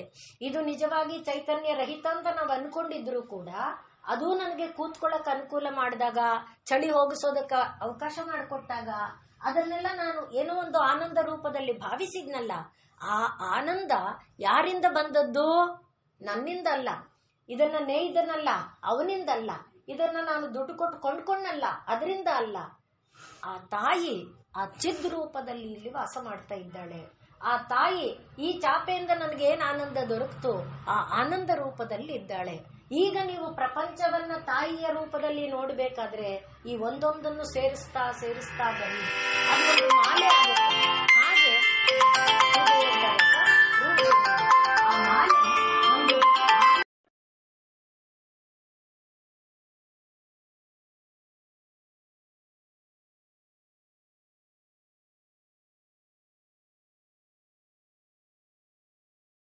ರಸಾಗುತ್ತೆ, ಆನಂದ ರಸವಾಗುತ್ತೆ. ಆದ್ರಿಂದ ಪ್ರಪಂಚದಲ್ಲಿರುವ ಪ್ರತಿಯೊಂದು ವಸ್ತುವಿನಲ್ಲೂ ಆನಂದ ಇದೆ, ಆದ್ರೆ ಅದು ಕ್ಷಣಿಕವಾದ ಆನಂದ, ಅಲ್ಪಕಾಲದ ಆನಂದ. ಆ ಆನಂದ ಅಖಂಡ ಆಗಬೇಕಾದ್ರೆ ನಾವು ಆ ವಸ್ತುವನ್ನ ಯಾವ ರೀತಿ ಭಾವಿಸಬೇಕು? ಆ ತಾಯಿಯ ಚಿದ್ರೂಪ ಚೈತನ್ಯ ರೂಪದಲ್ಲಿ ಈ ಆನಂದ ಇದೆ ಅನ್ನುವುದನ್ನು ನಾವು ಭಾವಿಸಿದಾಗ, ಆ ತಾಯಿಯ ಅಖಂಡ ರೂಪ ಚೈತನ್ಯ ರೂಪ ಈ ವಸ್ತುವಿನಲ್ಲಿದೆ ಅಂತ ನಾವು ಭಾವಿಸಿದಾಗ ಅದೇನಾಗುತ್ತೆ? ನಮಗೆ ಅಖಂಡವಾದ ಆನಂದ ಕೊಡುತ್ತೆ, ಅಖಂಡವಾದ ಜ್ಞಾನ, ಅಖಂಡವಾದ ಆನಂದ. ಅದರಿಂದ ಚಿದೇಕರಸ ರೂಪಿಣಿ ಚಿತಿ ತತ್ಪದ ಲಕ್ಷ್ಯಾರ್ಥ ಚಿದೇಕರಸ ರೂಪಿಣಿ. ಇನ್ನು ಮುಂದಿಂದು ಸ್ವಾತ್ಮಾನಂದ ಲವೀಭೂತ ಬ್ರಹ್ಮಾದ್ಯಾನಂದ ಸಂತತಿ. ಇಲ್ಲಿ ತುಂಬಾ ದೊಡ್ಡ ಶಬ್ದ ಇದೆ, ಇದಿಷ್ಟು ಅರ್ಥ ಆಯ್ತಾ? ಈಗ ಸ್ವಾತ್ಮಾನಂದ, ಮೊದಲಿಗೆ ಆನಂದ ಇದೆ. ಎಂಥ ಆನಂದ? ಆತ್ಮಾನಂದ. ಎಂಥ ಆತ್ಮ? ಸ್ವಾತ್ಮ. ಅಂದ್ರೆ ಅಲ್ಲಿ ಇಲ್ಲಿ ಅಲ್ಲ, ಸ್ವ ತನ್ನೊಳಗೆ ಸ್ವಾತ್ಮಾನಂದ. ಅದರಿಂದ ಆನಂದ ಎಂಬುದು ಈಗ ತಾನೇ ನಾವು ಹೇಳಿದಂತೆ ಈ ಚಾಪೆಯನ್ನು, ಈ ಬರೆಯೋ ಮಣಿಯನ್ನು, ಈ ಬಾಗಿಲನ್ನು, ಈ ಗೋಡೆಯನ್ನು ಆಶ್ರಯಿಸಿಕೊಂಡು ಆನಂದ ಇದ್ರೆ ಅದೇನನ್ನು ಕೊಡುತ್ತೆ? ಈಗ ಹೇಳಿದ್ವಲ್ಲ, ಅದು ಅನುಕೂಲ ಇದ್ದಾಗ ಸುಖನೇ ಕೊಡುತ್ತೆ. ಅದೇ ಒಂಚೂರು ತೊಂದರೆ ಆಗಿ ನಮ್ಮನ್ನ ತೊಂದರೆ ಮಾಡಿದ್ರೆ ಅದು ದುಃಖ ಕೊಡುತ್ತೆ. ಆಗ ನಾವು ಅದನ್ನ ದ್ವೇಷಿ ಅಂತ ಭಾವಿಸ್ತೀವಿ, ಶತ್ರು ಅಂತ ಭಾವಿಸ್ತೀವಿ. ಅದು ನಮ್ಗೆ ಅತ್ಯಂತ ಪ್ರಿಯವಾದ ವಸ್ತುನೇ ಆದ್ರೂ ಆ ಕ್ಷಣದಲ್ಲಿ ರೋಷದಲ್ಲಿ ಅದನ್ನ ಎತ್ತು ತುಯ್ದು ಒಗೆದು ಬಿಟ್ಟಿರ್ತೇವೆ ಅಲ್ವೇ? ಆನಂತರ ನಾವೇ ಹೋಗೋದನ್ನ ಎತ್ಕೊಂಡ್ಬರ್ತೇವೆ, ನಾವೇ ಒಗೆದಿದ್ರು ಕೂಡ. ಆದ್ರೆ ಆ ರೀತಿಯಾಗಿ ಒಂದು ಇಲ್ಲ, ಎಲ್ಲಿ ಆತ್ಮಾನಂದ ಆದಾಗ, ಹೊರ ವಸ್ತುವನ್ನ ಆಶ್ರಯಿಸಿದಾಗ ಆನಂದ ಏನಾಗಿರುತ್ತೆ? ಅಲ್ಪಕಾಲದ್ದಾಗಿರುತ್ತೆ. ಇಲ್ಲ ಕಂಡೀಷನಲ್, ಅಂದ್ರೆ ಯಾವುದೋ ಒಂದು ಕಂಡೀಷನ್ ಅನ್ನು ಆಶ್ರಯಿಸಿಕೊಂಡು ಆನಂದ ಇರುತ್ತೆ. ಅದೇ ಸ್ವಾತ್ಮ ಆದರೆ, ನನ್ನ ಬಗ್ಗೆ ನಂಗೆ ಏನಾದ್ರೂ ಬೇಜಾರಾಗಿದೆಯಾ ಯಾವತ್ತಾದ್ರೂ? ನನ್ನಿಂದ ನನ್ಗೆ ಬೇರೆಯವ್ರು ಇದು ಅನ್ನಿಸಿದಾಗ್ಲೂ ಕೂಡ ನನ್ನ ಮನಸ್ಸು ಏನ್ ಮಾಡುತ್ತೆ? ಏನಿಲ್ಲ, ನಾನು ಆ ತರದವಳು ಅಲ್ವೇ ಅಲ್ಲ, ಅವ್ರಾಗಿದ್ದ ಅವ್ರು ಮಾಡ್ಲಿಲ್ವಾ, ಅದಕ್ಕಾಗಿ ಮಾಡಿದ್ದೆ ಹೊರತು ನಾನು ಯಾವತ್ತೂ ಅಲ್ಲಪ್ಪ. ನಾನಂದ್ರೆ ದಿ ಸುಪ್ರೀಂ, ನಾನು ಯಾವತ್ತೂ ತಪ್ಪು ಮಾಡಲ್ಲ, ನಾನಂದ್ರೆ ದಿ ಗ್ರೇಟ್. ಆ ರೀತಿ ಪ್ರತಿಯೊಂದು ಜೀವಕ್ಕೂ ಸ್ವ ಏನಿರುತ್ತೆ ಅಲ್ವಾ? ಆದ್ರಿಂದ ಸ್ವಾತ್ಮ ಆನಂದ ಇದೆಯಲ್ಲ, ಆನಂದ ಎಂಬುದು ನನ್ನನ್ನೇ ಅವಲಂಬಿಸಿಕೊಂಡಿದ್ದಾಗ, ನನ್ನನ್ನು ನಾನು ಕಿತ್ತೊಗೆದಿದ್ದೀಯೋ, ನನ್ನನ್ನು ನಾನು ಬಡ್ಕೊಂಡಿದ್ದೀಯೋ, ಬೇರೆಯವರು ಬಡ್ದಿರ್ಬೋದು ಅಲ್ವೇ? ಆದ್ರಿಂದ ಆ ಸ್ವಾತ್ಮಾನಂದ ಅನ್ನುವುದನ್ನ, ಇದು ನಾನು ಬೇಸಿಕ್ ಲೆವೆಲ್ ಹೇಳ್ತಿದ್ದೀನಿ, ಈ ಪದಕ್ಕೆ ಹೇಳಿಲ್ಲ ಇನ್ನು. ನಮ್ಗೆ ಮೊದಲು ಆ ಚಿತ್ರ ಬರಬೇಕು. ಆನಂದದ ಚಿತ್ರ ಗೊತ್ತಾಯ್ತು. ಆನಂದ ಎಂಥ ಆನಂದ? ಆತ್ಮಾನಂದ, ಸ್ವಾತ್ಮಾನಂದ. ಅಂದ್ರೆ ನಮ್ಮೊಳಗೆ ನಮಗೆ ದೊರಕುವಂತ ಆನಂದ ಇದೆಯಲ್ಲ, ಅಂಥ ಆನಂದ. ಅದೆಂಥದಪ್ಪ ಅಂದ್ರೆ ಅದನ್ನ ನಾವೀಗ ಹುಡುಕ್ತಾ ಹೋಗೋಣ ಅನ್ನೋದಕ್ಕೆ ಉಪನಿಷತ್ತುಗಳು ನಮಗೆ ಸಹಾಯಕ್ಕೆ ಬರುತ್ತೆ. ಇದರಲ್ಲಿ ಸ್ವಾತ್ಮಾನಂದ ಈಗ ಗೊತ್ತಾಯ್ತು. ಲವೀಭೂತ, ಲವ ಅಂದ್ರೆ ಏನ್ ಹೇಳ್ತಾರೆ, ನಾವು ಹಿಂದೆ ಹೇಳ್ಕೊಂಡಿದ್ದೇವೆ, 200, ಅದು ಒಂದು ಟೈಮಿನ ಒಂದು ಇದು ಲವ ಅನ್ನೋದು. ಅಂದ್ರೆ ಟೈಮಿಗೆ ಒಂದು ಹೆಸರು, ಟೈಮಿನ ಒಂದು ಕಣ. ಎಷ್ಟು ಅಂದ್ರೆ 256 ಎಲೆ, 256 ತಾವರೆ ಎಲೆನೆ ಪರ್ಟಿಕ್ಯುಲರ್ ಆಗಿ 256 ತಾವರೆ ಎಲೆಯನ್ನ ತಂದು ಒಂದರ ಮೇಲೆ ಒಂದು ಜೋಡಿಸಿ ಅದನ್ನ ಒಂದು ಸೂಜಿ ತಗೊಂಬಂದು ಹೀಗನ್ನೋದು. ಸೂಜಿ ಎಷ್ಟು ಕ್ಷಣ ಬೇಕು? 256 ಎಲೆ ಅದ್ರ ಒಳಗೆ ಹೋಗಕ್ಕೆ ಕ್ಷಣ ಮಾತ್ರ. ಅದರಲ್ಲಿ ಒಂದು ಎಲೆಯಿಂದ 2ನೇ ಎಲೆಗೆ ಎಂಟರ್ ಆಯ್ತಲ್ಲ, ಕಲ್ಪನೆ ಮಾಡಕ್ಕಾಗುತ್ತಾ ನಿಮಗೆ? ಅಷ್ಟು ಸಣ್ಣ ಅದು ಲವ. ಲವ ಅಂದ್ರೆ ಅದು ಎಂಬುದಾಗಿ ಶಾಸ್ತ್ರ ಹೇಳುತ್ತೆ. 256 ತಾವರೆ ಎಲೆಗಳನ್ನ ತಂದು ಒಂದರ ಮೇಲೆ ಒಂದು ಜೋಡಿಸಿ ಸೂಜಿಯನ್ನ ತಂದು ಅದಕ್ಕೆ ಚುಚ್ಚಿದ್ರೆ, ನಾವೆಲ್ಲ ಹಿಂದೆ ಈ ಎಲೆ ಹಚ್ಚೋ ಎಲೆಗಳನ್ನ ಪೋಣಿಸ್ತಾ ಇದ್ವಿ ಮೊದಲು, ಅದು ಒಣಗಕ್ಕೆ. ಹಾಗೆ ಪೋಣಿಸೋವಾಗ ಚುಚ್ಚಿರೋದು ಗೊತ್ತಿದೆ ನಮಗೆ. 10-12 ಎಲೆ ಸೇರಿಸಿ ಒಟ್ಟಿಗೆ ಹಾಗೆ ಚುಚ್ಚೋವಾಗ ಎಷ್ಟು ಕ್ಷಣ ಬೇಕಾಗ್ತಿತ್ತು ಅಲ್ವೇ, ದಬಳ ಇಟ್ಕೊಂಡು. ಅಂಥದ್ದು 256 ಎಲೆಯಲ್ಲಿ ಒಂದೇ ಫಸ್ಟ್ ಎಲೆಯಿಂದ ಸೆಕೆಂಡ್ ಎಲೆ ಎಂಟರ್ ಆಗೋಕ್ಕೆ ಎಷ್ಟು ಟೈಮ್ ಬೇಕು? ಅದನ್ನ ಲವ ಅಂತ ಕರೀತಾರೆ ಅಂತ ಶಾಸ್ತ್ರ ಹೇಳುತ್ತೆ. ಈಗ ಅರ್ಥ ಮಾಡ್ಕೊಳ್ಳಿ, ಸ್ವಾತ್ಮಾನಂದ ಅನ್ನೋದು ಒಂದು ಆನಂದ ಇದೆ. ಆ ಆನಂದ ಲವವಾದರೆ ಲವೀಭೂತ, ಸ್ವಾತ್ಮಾನಂದ ಲವೀಭೂತ. ಇನ್ನು ಮುಂದಕ್ಕೇನಿದೆ? ಬ್ರಹ್ಮಾದಿ ಆನಂದ ಸಂತತಿ. ಬ್ರಹ್ಮ ಮೊದಲಾದ ಆನಂದಗಳಿದೆಯಲ್ಲ, ಆ ಆನಂದಗಳ ಸಮೂಹ ಅಂದ್ರೆ ಅರ್ಥ ಏನಾಯ್ತು? ಇದಿಷ್ಟು ಪದ ಅರ್ಥ ಆಯ್ತಾ? ಈಗ ಇದನ್ನು ಹೇಳುವಾಗ ಸ್ವಾತ್ಮಾನಂದ ಲವೀಭೂತ ಬ್ರಹ್ಮಾದ್ಯಾನಂದ ಸಂತತಿ ಅನ್ನುವಾಗ ಬ್ರಹ್ಮಾನಂದ ಅನ್ನುವ ಅದೇ ಮೊದಲಾದ ಅನೇಕ ಆನಂದ, ಬ್ರಹ್ಮವೇ ಮೊದಲಾದ ಅನೇಕ ಆನಂದಗಳ ಸಂತತಿ ಸಾಲಿದೆ. ಅದೇನಾಗಿದೆ? ಲವೀಭೂತವಾಗಿದೆ. ಯಾವುದರ ಮುಂದೆ? ಸ್ವಾತ್ಮಾನಂದದ ಮುಂದೆ. ಸ್ವಾತ್ಮಾನಂದ ಎಂಬುದರ ಮುಂದೆ ಬ್ರಹ್ಮಾದಿ ಆನಂದಗಳು ಏನಾಗಿದೆ? ಲವೀಭೂತವಾಗಿದೆ. ಹಾಗಾದ್ರೆ ಎಷ್ಟು ಆನಂದ ಇದೆ? ಅದನ್ನ ತೈತರಿಯ ಉಪನಿಷತ್ತು ನಮ್ಗೆ ಹೇಳುತ್ತೆ. ಅದೇನು ಆನಂದ? ಊಟ ಮಾಡಿದ್ರೆ ಒಂದು ಆನಂದ, ಮೂಸ್ ನೋಡಿದ್ರೆ ಒಂದು ಆನಂದ, ಕೇಳಿದ್ರು ಅಲ್ಲ. ಆ ಎಲ್ಲ ಆನಂದನೂ ಒಟ್ಟು ಮಾಡಿದ ಒಂದು ಆನಂದ ಇದೆ. ಅದನ್ನ ಮಾನುಷ ಆನಂದ ಅಂತ ಕರೀತಾರೆ. ಮಾನುಷ ಆನಂದ, ಮಾನುಷ ಗಂಧರ್ವ, ಬರೀ ಗಂಧರ್ವ ಅಲ್ಲ, ಮಾನುಷ ಗಂಧರ್ವ ಆನಂದ, ದೇವ ಗಂಧರ್ವ ಆನಂದ, ಪಿತೃ ಆನಂದ, ಆಜಾನಜಾನಾಂ ಆನಂದ. ಹೀಗೆ ಪಟ್ಟಿ ಏರ್ತಾ ಏರ್ತಾ ಏರ್ತಾ ಏನು ಬೃಹಸ್ಪತಿ ಆನಂದ, ಇಂದ್ರ ಆನಂದ, ಇವನು ಯಾರು ಪ್ರಜಾಪತಿ ಆನಂದ, ಅದರ ಮೇಲೆ ಬ್ರಹ್ಮಾನಂದ. ಸ್ಪಷ್ಟ ಅಂದ್ರೆ ಎಷ್ಟು ಆನಂದಗಳ ಸಂತತಿ ಆಯ್ತು ನೋಡಿ. ಇಲ್ಲಿ ಬ್ರಹ್ಮಾನಂದ ಸಂತತಿ ಅನ್ನಬೇಕಾದ್ರೆ ಬ್ರಹ್ಮಾದಿ ಎಂದಿದ್ದಾರೆ. ಇಷ್ಟೇ ಅಲ್ಲ, ಆದಿ ಇನ್ನು ಎಷ್ಟು ಬೇಕೋ ಆನಂದಗಳು ನೀವೇ ಸೇರಿಸ್ಕೊಳ್ಳಿ. ಉಪನಿಷತ್ ಹೇಳುವಾಗ ಇಷ್ಟ ಆನಂದ ಹೇಳುತ್ತೆ. ಆದ್ರಿಂದ ಈ ಆನಂದಗಳ ಸಂತತಿಯಲ್ಲಿ ಸ್ವಾತ್ಮಾನಂದ ಅನ್ನೋದನ್ನು ಎಲ್ಲಿ ಸೇರಿಸ್ತೀರಪ್ಪ ಅಂದ್ರೆ ಎಲ್ಲೂ ಸೇರಿಸಕ್ಕಾಗಲ್ಲ ಅಂತ. ಅಂದ್ರೆ ಅಷ್ಟು ಅದ್ಭುತವಾದ್ದು ಆ ಸ್ವಾತ್ಮಾನಂದ. ಅದು ಯಾವುದರಿಂದ ಸಿಕ್ಕತ್ತೆ?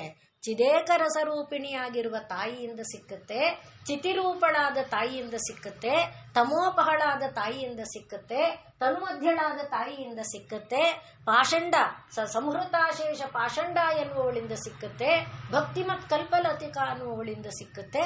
ಹೀಗೆ ಅದು ಆನಂದದ ಸ್ವರೂಪವನ್ನ ವರ್ಣನೆ ಮಾಡ್ತಾ ಹೋಗುತ್ತೆ. ಹಾಗೆ ಮಾನುಷ ಆನಂದವನ್ನ ವರ್ಣನೆ ಮಾಡುವಾಗ ಉಪನಿಷತ್ತು, ತೈತರಿಯ ಉಪನಿಷತ್ತು ಮೊದಲಿಗೆ ಏನ್ ಹೇಳುತ್ತೆ ಅಂದ್ರೆ, ಮೊದಲಿಗೆ ಒಬ್ಬ ಮನುಷ್ಯ ಗಟ್ಟಿಮುಟ್ಟಾಗಿರ್ಬೇಕು. ಯಾಕೆಂದ್ರೆ ಈಗ ನನಗೆ ನೀನೇನ್ ಕೊಟ್ರು ಆನಂದ ಆಗಲ್ಲ. ಯಾಕೆ ಅಂದ್ರೆ ನಾಲ್ಗೆಯಲ್ಲಿ ರುಚಿ ಇಲ್ಲ, ಕಣ್ಣಿಗೆ ನೋಡೋ ಚೈತನ್ಯ ಇಲ್ಲ. ಅಯ್ಯೋ ನನ್ನ ಕೈಯಲ್ಲಿ ಆಗಲ್ಲಪ್ಪ ಅಂತ ಯಾವುದೋ ಅಮ್ಮ ಎಷ್ಟು ಚೆನ್ನಾಗಿರೋದು ಬರ್ತಿದೆ ನೋಡಮ್ಮ ಅಂತ ಟಿವಿನಲ್ಲಿ ತೋರಿಸ್ಲಿ, ಯೂಟ್ಯೂಬ್ ಏನಲ್ಲೇ ತೋರಿಸ್ಲಿ, ನೀನ್ ಇಷ್ಟಪಡೋದೆ ಕಣಮ್ಮ, ನೋಡಲ್ಲಿ ನಾಮದೇವನ ಕತೆ ಬರ್ತಿದೆ, ಏನ್ ತೋರಿಸಿದ್ರು ಇಲ್ಲ ಅಲ್ವಾ? ಆದ್ರಿಂದ ಮೊದಲಿಗೆ ಏನಿರ್ಬೇಕು? ಶರೀರ ಗಟ್ಟಿಮುಟ್ಟಾಗಿರ್ಬೇಕು, ಆಶಿಷ್ಟ ಆಸೆ ಇರಬೇಕು. ಗಟ್ಟಿಮುಟ್ಟಿನ ಜೊತೆಯಲ್ಲಿ ಆಸೆ ಇರಬೇಕು. ಆಶಿಷ್ಟ ದೃಢಿಷ್ಠ ಬಲಿಷ್ಠ, ಶರೀರದಲ್ಲಿ ಇಂದ್ರಿಯಗಳಲ್ಲೂ ಬಲ ಇರಬೇಕು. ಅಂಥ ಒಂದು ಶರೀರ ಇದ್ದಾಗ, ಆಶಿಷ್ಟ ದೃಢಿಷ್ಠ ಬಲಿಷ್ಠ ಆದ ಶರೀರ ಇದ್ದಾಗ ಅವನಿಗೆ ಏನು ಪೃಥಿವಿ ವಿತ್ತೇನ ಪೂರ್ಣ ಸ್ಯಾತ್, ಇಡೀ ಭೂಮಂಡಲವನ್ನ ಏನ್ ಮಾಡಿದ್ದಾರೆ? ಹಣದಿಂದ ತುಂಬಿಟ್ಟಿದ್ದಾರೆ. ನನ್ ಮನೆ ಒಂದೇ ಸಾಕು ಸ್ವಾಮಿ, ಇಡೀ ಭೂಮಂಡಲ ಬೇಡ, ನನ್ ಮನೇಲಿ ಒಂದು ರೂಮ್ ಸಾಕು, ಒಂದು ರೂಮ್ ತುಂಬಾ ಹಣ ತುಂಬಿಟ್ಟು ಕೊಟ್ಬಿಟ್ರೆ ಅನ್ಕೊಳ್ತೇವಲ್ಲ. ಈಗ ಕಲ್ಪನೆ ಮಾಡಿ, ನನ್ನ ಮನೆಯಲ್ಲಿ ನನ್ನ ಬೀರು ತುಂಬಾ ಅಲ್ಲ, ನನ್ನ ರೂಮ್ ತುಂಬಾ ಅಲ್ಲ, ನನ್ನ ಮನೆ ತುಂಬಾ ಅಲ್ಲ, ಇಡೀ ಭೂಮಂಡಲ, ಇಡೀ ಭೂಮಂಡಲದ ತುಂಬಾ ಯದಿ ಪೃಥಿವಿ ವಿತ್ತೇನ ಪೂರ್ಣ ಸ್ಯಾತ್. ಯಾವಾಗ ಆಶಿಷ್ಠನು ದೃಢಿಷ್ಠನು ಬಲಿಷ್ಠನು ಯುವಾ ಸ್ಯಾತ್ ಸಾಧು ಯುವಾಧ್ಯಾಯಕ. ಮತ್ತೆ ಅವನಿಗೆ ಹಣದ ಉಪಯೋಗ ಗೊತ್ತಿರಬೇಕು, ಅದರ ಅಧ್ಯಯನ ಇಷ್ಟೆಲ್ಲ ಕಂಡೀಷನ್ಗಳು ನೋಡಿ. ಅದಕ್ಕೆ ಆನಂದ ಅಂದ್ರೆ ಕಂಡೀಷನಲ್. ಇದೆಲ್ಲ ಇದ್ದು ಇಡೀ ಭೂಮಂಡಲವನ್ನ ಹಣದಿಂದ ತುಂಬಿಕೊಟ್ಟರೆ ಆ ಆನಂದ ಇದೆಯಲ್ಲ, ಕಲ್ಪನೆಗೆ ಬಂತೋ? ಏನು ಕಲ್ಪನೆಗೆ ಬರ್ತಿಲ್ಲ. ನಮ್ಮನೇನ ನಮ್ಮ ರೂಮ್ ಒಳಗೆ ದುಡ್ಡು ತುಂಬಿರೋದನ್ನ ನಾವು ಕಲ್ಪನೆ ಮಾಡ್ಕೊಳ್ದೇ ಇದ್ರು ಇನ್ನು ಇದು ಮಾಡ್ತಾರಲ್ಲ ರೈಡ್ಗಳು, ಅದನ್ನ ನೋಡಿ ಕಲ್ಪನೆ ಇರುತ್ತೆ. ಮಂಚದ ಅಡಿಯಲ್ಲಿ ಇಟ್ಕೊಂಡಿದ್ರು, ಟಾಯ್ಲೆಟ್ ಅಲ್ಲಿ, ಕೊನೆ ಪಕ್ಷ ಅಷ್ಟಾದ್ರೂ ಕಲ್ಪನೆ ಬರುತ್ತಾ? ಅದರಿಂದ ಅವ್ನಿಗೆ ಏನು ಆನಂದ ಸಿಕ್ಕಿದೆಯೋ ನಮಗ್ ಗೊತ್ತಿಲ್ಲ. ಅವ್ರ ಮನೆ ರೈಡ್ ಮಾಡಿದ್ರಿಂದ ಆನಂದ ಸಿಕ್ಕೋದು ಇನ್ಕಮ್ ಯಾರಿಗೋ ಸಿಕ್ಕಿರ್ಬೋದು, ನಮಗದು ಸಿಕ್ಕಲ್ಲ ಅಲ್ವೇ? ಆದ್ರೆ ನಾವು ಕಲ್ಪನೆ ಮಾಡುವಾಗ ಒಂದು ಇಡೀ ಭೂಮಂಡಲವನ್ನು ತುಂಬಿದ್ರೆ ಅದು ಮಾನುಷ ಆನಂದ. ಅದೇ ನಮಗ್ ಕಲ್ಪನೆ ಸಿಕ್ಕಲ್ಲ. ಅಂಥ ಮಾನುಷ ಆನಂದದ 100 ಟೈಮ್ಸ್ 100 ಪಟ್ಟು ಹೆಚ್ಚು ಮಾಡಿದರೆ ಅದು ಒಂದು ದೇವ ಗಂಧರ್ವ ಆನಂದ.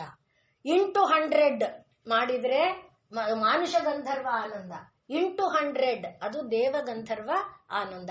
ಇಂಟು 100 ಹಾಗೆ 100 ಟು ದ ಪವರ್ ಆಫ್ 12 ಅಂದ್ರೆ 100 ಆದ್ಮೇಲೆ ಎಷ್ಟೋ ಸೊನ್ನೆಗಳಿಡಬೇಕು. ಅಷ್ಟು ಸೊನ್ನೆಗಳು ಬಂದ್ರೆ ಅದನ್ನ ಏನಂತ ಕರೀತಾರೆ? ಬ್ರಹ್ಮಾನಂದ. ನಮ್ಗೆ ಪೃಥ್ವಿ ಆನಂದವೇ ಗೊತ್ತಾಗ್ಲಿಲ್ಲ, ಇನ್ನು ಬ್ರಹ್ಮಾನಂದದ. ಅದರಿಂದ ಬ್ರಹ್ಮಾದಿ ಆನಂದ ಸಂತತಿ ಏನಿದೆ, ಆ ಸಂತತಿಗಳಲ್ಲಿ ಯಾವುದು ಸ್ವಾತ್ಮಾನಂದ ಇದೆಯಲ್ಲ, ಯಾವುದು ಬೇಡಪ್ಪ, ಹಾಯಾಗಿದ್ದೇನೆ ನೋಡಿ. ಆ ಆನಂದನ ಒಂದು ಕ್ಷಣದ್ದೇ ಇರಲಿ, ಆ ಆನಂದ ಕಲ್ಪನೆ ಮಾಡಿ. ಅದರಿಂದ ಸ್ವಾತ್ಮಾನಂದ ಲವೀಭೂತ ಬ್ರಹ್ಮಾದ್ಯಾನಂದ ಸಂತತಿ. ಮುಂದಿನದನ್ನ ನೋಡಿ. ಇದು